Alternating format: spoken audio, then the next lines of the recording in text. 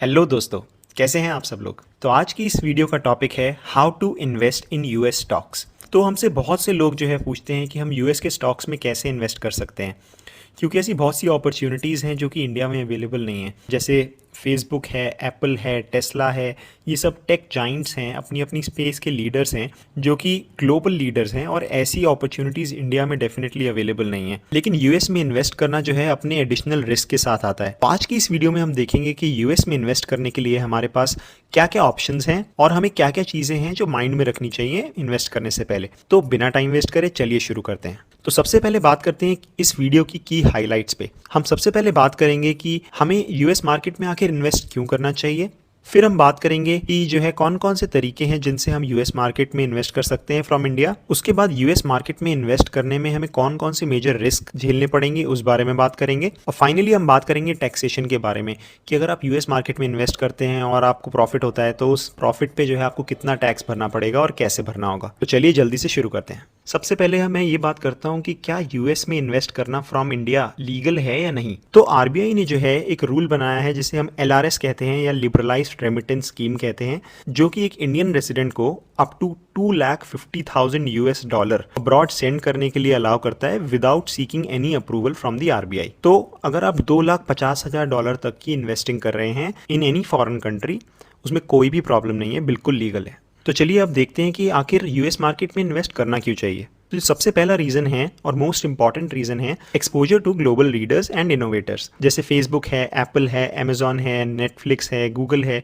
ये सब जो है दिग्गज कंपनियां हैं, ग्लोबल लीडर्स हैं, पूरे वर्ल्ड में जो है इनके प्रोडक्ट्स फेमस हैं और इनोवेटर्स हैं। और ऐसी अपॉर्चुनिटीज जो हैं वो आपको इंडियन मार्केट में अभी अवेलेबल नहीं है। नेक्स्ट जो रीजन है यूएस मार्केट्स में इन्वेस्ट करने का वो ये है कि यूएस मार्केट्स जो हैं जनरली या फिर इन जनरल डेवलप्ड मार्केट्स जो हैं वो डेवलपिंग मार्केट से कम वॉलेटाइल रहती हैं। तो जनरली जब डाउन टर्न आता है तो जो डेवलप्ड मार्केट्स में आता है वो कम आता है as compare to developing markets. Developing markets जैसे कि इंडिया है बहुत ज़्यादा वॉलेटाइल रहती हैं, बहुत ज़्यादा ऊपर नीचे होती हैं। यूएस मार्केट्स भी होती हैं but in general emerging market से कम। नेक्स्ट जो रीजन है वो है बेटर डाइवर्सिफिकेशन। तो आपको अपना कुछ part of the portfolio US market में रख सकते हैं जिससे जो है आपको ओवरऑल एक बेटर डाइवर्सिफिकेशन मिलेगा। तो अगर कुछ ऐसी प्रॉब्लम्स हैं जो इंडियन मार्केट को अफेक्ट कर रही हैं, जनरली वो यूएस मार्केट को नहीं इम्पैक्ट करेंगी। हालांकि आज की डेट में जो वर्ल्ड है वो काफ़ी हद तक कनेक्टेड है, तो एक कंट्री की प्रॉब्लम दूसरे कंट्री में भी रिफ्लेक्ट होती है। लेकिन फिर भी अगर कोई इंडिया स्पेसिफिक इशू होता है जिसकी वजह से इंडियन कंपनीज बहुत ज़्यादा इम्पैक्ट हो रही हैं, जैसे कि हमने एनबीएफसी क्राइसिस देखा था,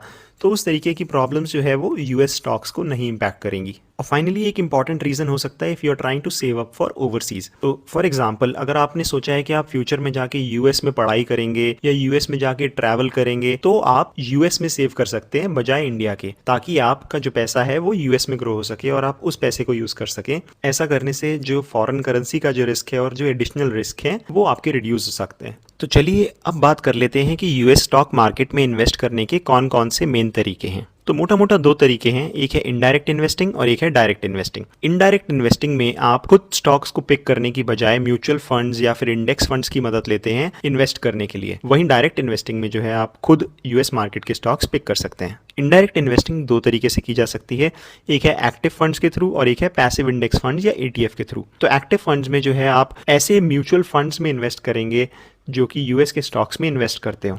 वहीं पैसिव इन्वेस्टिंग में आप यूएस के इंडेक्सेस में इन्वेस्ट करते हैं।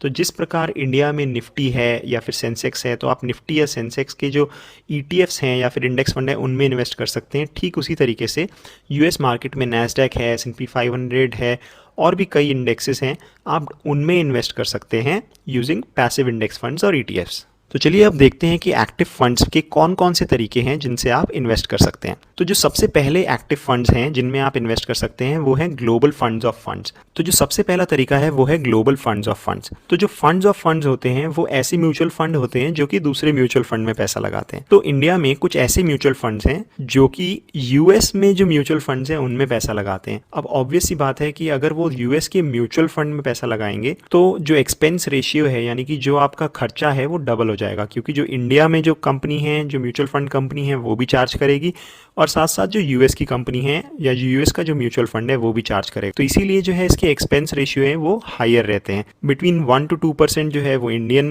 म्यूचुअल फंड चार्ज करेगा और लगभग इतना ही जो है वो यूएस का म्यूचुअल फंड भी चार्ज करेगा। तो आपको ऑलमोस्ट 2 से 4% तक एक्सपेक्ट कर सकते हैं एक्सपेंस रेशियो। ये जो तरीका है ये फॉर टैक्सेशन पर्पस जो है as a debt mutual fund count होगा। ये बात मैं इसलिए बता रहा हूँ क्योंकि डेट म्यूचुअल फंड और इक्विटी म्यूचुअल फंड की जो टैक्सेशन है वो अलग अलग होती है।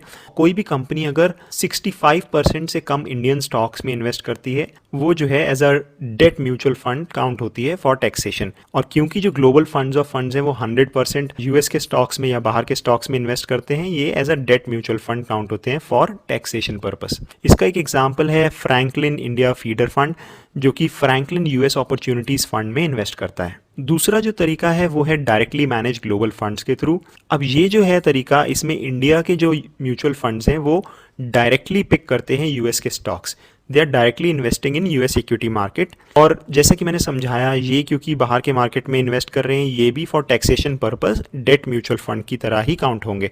अगर मैं इस टाइप के फंड्स की बात करूं तो ICICI Prudential US blue chip equity fund और DSP US flexible equity fund, ये कुछ एग्जाम्पल हैं जो कि डायरेक्टली मैनेज ग्लोबल फंड्स हैं। तीसरा तरीका जो कि एक बैलेंस तरीका है जिससे आप इन्वेस्ट कर सकते हैं इन यूएस इक्विटी मार्केट, वो है हाइब्रिड फंड, जो कि पार्शियल एक्सपोजर करता है यूएस इक्विटी मार्केट को। ये जनरली करते क्या है कि 65% इन्वेस्टमेंट जो है वो इंडियन स्टॉक्स में करते हैं और रिमेनिंग 35% जो है ये यूएस स्टॉक्स में इन्वेस्ट करते हैं।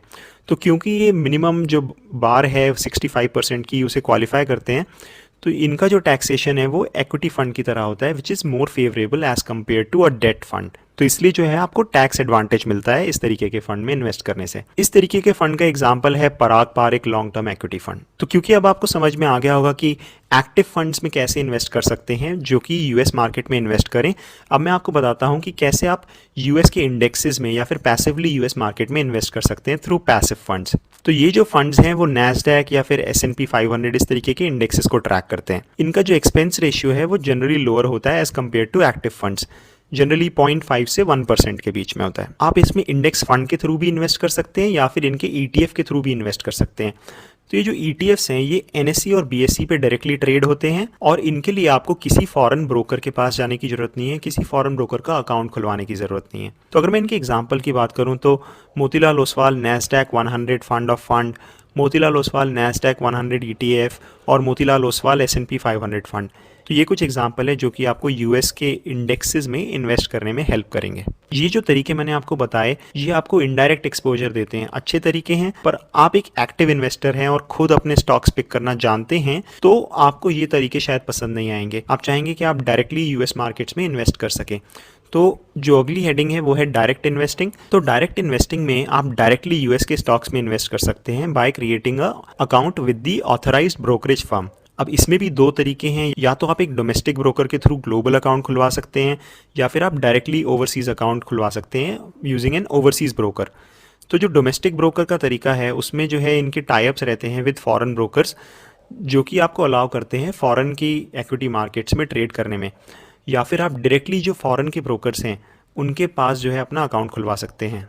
तो अगर मैं डोमेस्टिक ब्रोकर्स की बात करूं तो ICICI direct, axis security, HDFC global investing, ये कुछ एग्जांपल्स हैं। इन सारे ही ब्रोकर्स के जो है फॉरेन ब्रोकर्स के साथ टाई अप्स हैं और ये अलाउ करते हैं आपको फॉरेन स्टॉक्स में डायरेक्टली इन्वेस्ट करने में। एट अ हाई लेवल अगर आप इनके थ्रू जाएंगे तो आपको ज़्यादा फीस देनी पड़ेगी एज कम्पेयर टू अगर आप डायरेक्टली ओवरसीज ब्रोकर के साथ अपना अकाउंट खुलवाएंगे। तो इनकी जो फीस है वो जनरली एक सब्सक्रिप्शन फी प्लस ब्रोकरेज फी रहती है। सब्सक्रिप्शन फी आप एक एनुअल फी की तरह समझ सकते हैं जो कि रहती है respective of whether you trade और नॉट, और जब भी आप ट्रेड करते हैं तो आपको एक ब्रोकरेज फी भी देनी पड़ती है। Just to give you an idea कि अगर आप इंडियन ब्रोकर्स के थ्रू फॉरेन में ट्रेड करते हैं तो आपके अप्रॉक्सीमेटली कितने पैसे आपके चार्ज होंगे for brokerage and for subscription fee. तो ये एग्जांपल है एचडीएफसी ग्लोबल इन्वेस्टिंग का। इनके 3 प्लान्स हैं, बेसिक, सिल्वर और गोल्ड। तो जो बेसिक प्लान है उसमें कोई सब्सक्रिप्शन फीस नहीं है। सिल्वर में 3,999 पर ईयर की सब्सक्रिप्शन फी है और गोल्ड में जो है वो 13,999 सब्सक्रिप्शन फी है पर ईयर। तो इन तीनों में जो चार्ज है वो डिफरेंट है। तो अगर आप बहुत कम ट्रेड करते हैं तो आप बेसिक में जा सकते हैं क्योंकि इसकी कोई सब्सक्रिप्शन फीस नहीं है, लेकिन हर ट्रेड पे जो है $2.99 आपके लगेंगे। वहीं अगर आप अपफ्रंट 3,999 रुपीज़ पर ईयर जमा करते हैं तो आपको पर ट्रेड सिर्फ 99 सेंट्स लगेंगे, लगभग $1 लगेगा for every single trade that you do. Similarly अगर आप गोल्ड प्लान पे जाते हैं तो आपको पर ट्रेड की बजाय पर शेयर पे चार्ज होगा 1 सेंट पर शेयर। इन सभी तरीकों में जो है आपको अकाउंट ओपनिंग फीस 0 है। इस वीडियो में मैं सारे ब्रोकर्स को कंपेयर नहीं कर रहा हूं। अगर आप चाहते हैं कि मैं एक ऐसी वीडियो बनाऊं जिसमें मैं सारे डोमेस्टिक और इंटरनेशनल ब्रोकर्स को कंपेयर करके बताऊं कि कौन सा जो है आपके लिए बेस्ट रहेगा, तो आप प्लीज मुझे कमेंट्स में बताइए ताकि मैं इस तरीके की वीडियो आपके लिए ला सकूं। जो नेक्स्ट जो तरीका है वो है direct investing with overseas broker. इसमें जो है आप यूएस के ब्रोकर्स के साथ डायरेक्ट अकाउंट बनाते हैं और डायरेक्टली ट्रेड करते हैं। यूएस के सारे ब्रोकर्स जो है फॉरेन नेशनल्स को अलाउ नहीं करते हैं ट्रेड करने में, पर कुछ जो हैं जो अलाउ करते हैं वो हैं इंटरैक्टिव ब्रोकर जो कि काफ़ी फेमस है, Charles Schwab, TD Ameritrade, trade station, Webull, Vested. ये सारे जो ब्रोकर्स हैं वो इंडियंस को अलाउ करते हैं। इनका काफ़ी लंबा डॉक्यूमेंटेशन प्रोसेस रहता है अगर आप अकाउंट बनवाएंगे, बट ओवरऑल जो है वो वर्थ इट है क्योंकि इनका जो चार्जेस वगैरह हैं वो काफ़ी कम रहते हैं as compare to domestic brokers. At a high level आपको अगर यूएस में डायरेक्टली इन्वेस्टमेंट करना है तो आपको कुछ चीज़ों का ध्यान रखना होगा, जैसे कि transfer cost, currency conversion cost, brokerage, withdrawal fees. तो जो सबसे पहली फीस है वो है ट्रांसफर कॉस्ट। ये जो फीस है ये आपको यूएस में पैसे ट्रांसफर करने की जो फीस है वो है। करेंसी कन्वर्जन चार्जेस आपको लगेंगे क्योंकि जो अगर आप फॉरेन इन्वेस्टिंग कर रहे हैं तो आप यूएस डॉलर में करेंगे, और अगर आपको INR से USD में कन्वर्ट कराना होगा तो आपको करेंसी कन्वर्जन चार्ज देना होगा। उसके बाद जो है आपको यूएस ब्रोकर को ब्रोकरेज देनी होगी, और फाइनली अगर आप कल को पैसा निकालते हैं तो आपको एक विड्रॉल फी भी लगती है जो कि बहुत ज़्यादा नहीं होती है, बट कुछ ब्रोकर्स जो है आपको विड्रॉ कराने पर भी चार्ज लगाते हैं। इनमें से कुछ ब्रोकर्स ऐसे हैं जैसे कि TD Ameritrade है या फिर वीबुल है, वेस्टेड है, जो कि जैसे इंडिया में ज़ीरोधा है, ज़ीरो ब्रोकरेज पे काम करते हैं। एक एग्जांपल लेता हूँ इंटरैक्टिव ब्रोकर का। तो इंटरैक्टिव ब्रोकर्स की जो ब्रोकरेज है वो कुछ इस तरीके से है। तो इंटरैक्टिव ब्रोकर जो है अगर उनके फिक्स्ड प्लान की बात करूं तो वो ETFs में कोई चार्ज नहीं करते। तो अगर आप यूएस के ETFs में इन्वेस्ट करते हैं ऑन देयर प्लेटफॉर्म तो आपको कोई ब्रोकरेज नहीं देनी है, बिल्कुल ज़ीरो है। वहीं अगर आप कोई स्टॉक्स पिक करते हैं तो जो ब्रोकरेज है वो $0.005 पर शेयर है, जो कि लगभग 30-35 पैसे हुआ if I talk about it in Indian rupees term. But इनका जो मिनिमम पर ऑर्डर है वो $1 है। तो अगर आप बहुत छोटे लॉट में ट्रेड करते हैं तो आपको मिनिमम $1 पे करना होगा for every transaction that you do, और मैक्सिमम पर ऑर्डर जो है वो 1% ऑफ द ट्रेड वैल्यू है। तो ओवरऑल फिर भी काफ़ी रीजनेबल कॉस्ट है, स्पेशली अगर आप कंपेयर करेंगे इंडियन ब्रोकर के प्राइसेस के साथ जो कि यूएस में अलाउ करते हैं ट्रेड करने में। इनफैक्ट आई वुड सजेस्ट कि आप उन ब्रोकर्स के साथ जाएं जो कि बिल्कुल ज़ीरो चार्ज करते हैं, जैसे कि TD Ameritrade है या फिर वीबुल है। तो चलिए, अब जो आपको ये समझ में आ गया है कि यूएस मार्केट में कैसे इन्वेस्ट करना है, अब मैं बात कर लेता हूँ कि कौन कौन से की रिस्क हैं जो कि आपको ध्यान में रखने हैं अगर आप यूएस मार्केट में इन्वेस्ट कर रहे हैं। तो जो सबसे पहला और मोस्ट इंपॉर्टेंट रिस्क है वो है करेंसी रिस्क। तो करेंसी रिस्क का मतलब ये है कि मान लीजिए आज आपने इन्वेस्ट करा यूएस में कुछ रुपए, और जो उसकी जो करेंसी है यूएस की वो डेप्रिशिएट हो गई, यानी कि इंडियन रुपी जो है वो स्ट्रांग हो गया, लेट्स से बाय 5%। तो जो आपका टोटल इन्वेस्टमेंट जो आपने किया है उस पर एक तरीके से 5% का लॉस हो गया, क्योंकि जब आप वो पैसा इंडिया वापस लेकर आएंगे आपको 5% कम मिलेगा क्योंकि इंडियन रुपीज़ जो है वो स्ट्रांग हो गए। वहीं अगर इसका उल्टा होता है, let's say Indian rupee depreciate कर जाता है और डॉलर स्ट्रांग होता है, तो आप ज़्यादा रुपए लेकर आएंगे, तो आप जितना भी प्रॉफिट कमाएंगे उसके ऊपर आपको एडिशनल प्रॉफिट मिलेगा due to the currency advantage that you got. दूसरा जो रिस्क है वो है कंट्री रिलेटेड रिस्क। तो क्योंकि आप यूएस के स्टॉक मार्केट में इन्वेस्ट कर रहे हैं तो वहाँ की जो इकोनॉमी है, वहाँ की जो पॉलिटिक्स है और वहाँ के जो लोकल इवेंट्स जो हो रहे हैं, जो वहाँ की इंडस्ट्री के साथ जो इवेंट्स हो रहे हैं, आपको वो सब चीज़ें भी देखनी होंगी, क्योंकि उन सब चीज़ों का जो है यूएस की स्टॉक मार्केट पे बहुत ज़्यादा इम्पैक्ट होगा। और फाइनली जो रिस्क है वो है टैक्सेबिलिटी रिस्क। तो आज के टाइम पे इंडिया और यूएस की जो है वो टैक्स ट्रीटी साइन हो रखी है, जिसकी वजह से आप डबल टैक्सेशन अवॉइड कर सकते हैं। तो जो टैक्स आप यूएस में देते हैं उतना आप क्रेडिट हासिल कर लेते हैं इंडिया पे, ताकि आपको डबल टैक्स ना देना पड़े। बट फ्यूचर में जो रेगुलेशंस हैं वो चेंज हो सकती हैं, टैक्स एग्रीमेंट चेंज हो सकते हैं, जिसकी वजह से एडिशनल रिस्क हो सकते हैं। तो फाइनली अब हम बात कर लेते हैं टैक्सेस के बारे में। तो बहुत से लोगों को लगता है कि यार यूएस में इन्वेस्ट करेंगे तो टैक्स बहुत ही ज़्यादा कॉम्प्लिकेट हो जाएगा, यूएस वाले भी टैक्स लेंगे, इंडिया वाले भी टैक्स लेंगे, कैसे होगा। तो ये सब सोच के लोग इन्वेस्ट नहीं करते यूएस में, बट ऐसा बिल्कुल नहीं है।